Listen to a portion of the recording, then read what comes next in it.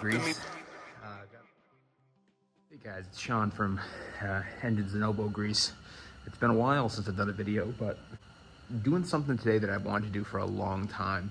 I've always wanted to take a snowblower and repower it with a Harbor Freight engine, Predator engine. I've never screwed with Predators apart from, you know, messing with plenty of Hondas, and I'm very familiar with the Predator lineup and, you know, what's available for them.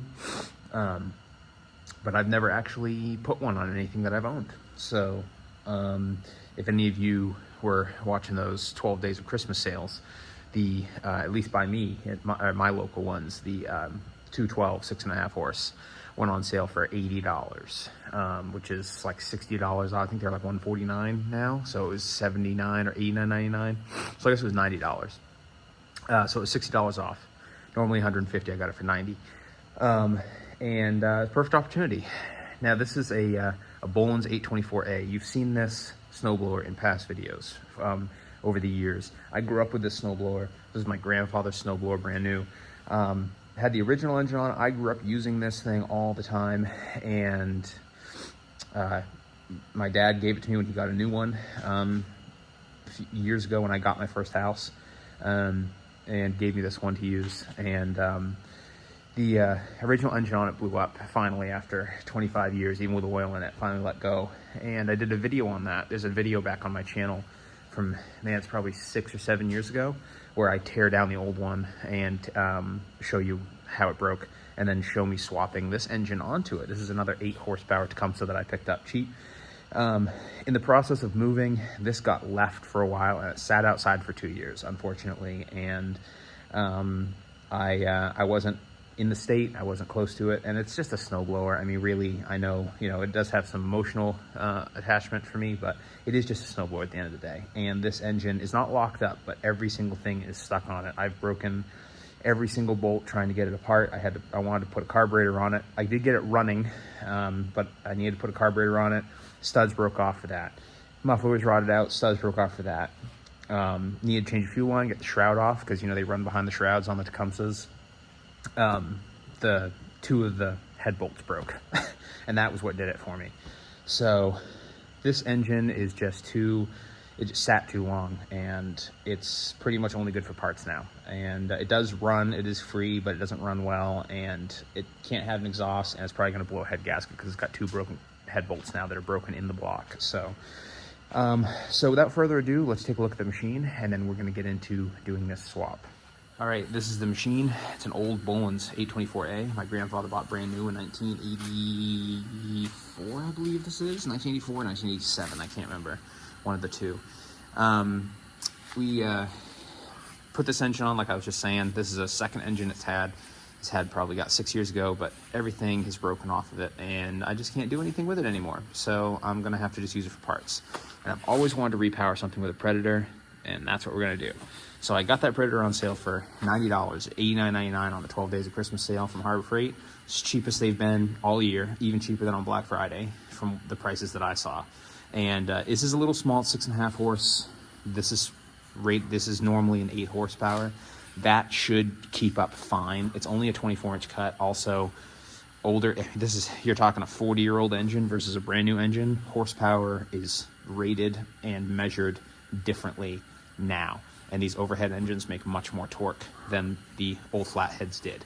So I bet that's going to be the exact same amount of power, or maybe even a little bit more torque for this. The biggest issue is that this has heated grips and a headlight, and those don't have stators. You can get stator kits for them, I believe. That'll be another video. I am planning on putting a stator kit in that eventually, so I can run my heated handlebar grips and my headlight. But for now, I don't have a snowblower. I only have a plow truck, which is fine for most of my driveway, but I really need a snowblower to do, you know, paths outside here along the back and down in the woods and down to my oil tanks and everything. So I need to get this thing going. So let's start tearing into this thing. That's what's going on here. That right there. Ooh, yeah.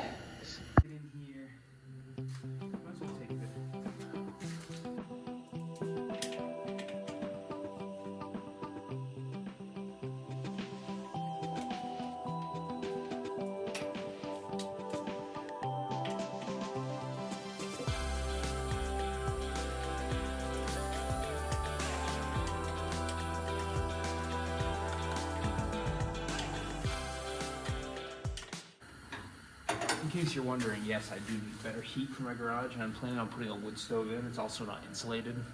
This garage is amazing and huge, but it needs a lot to make it just a little more comfortable year-round.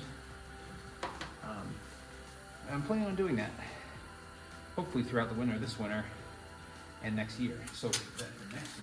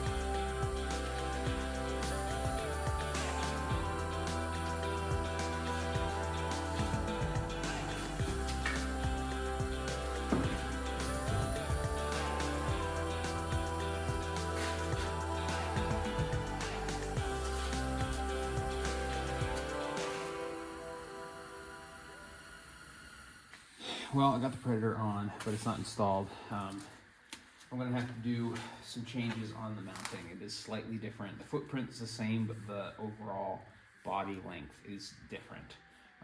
So I'm gonna have to move that engine up and get a different adapter and screw around with it some, but it should all still work. I just need to just kind of do a few things and should be able to get it hooked up though. So I'm gonna order some parts probably, and then we'll come back to this once I have what I need.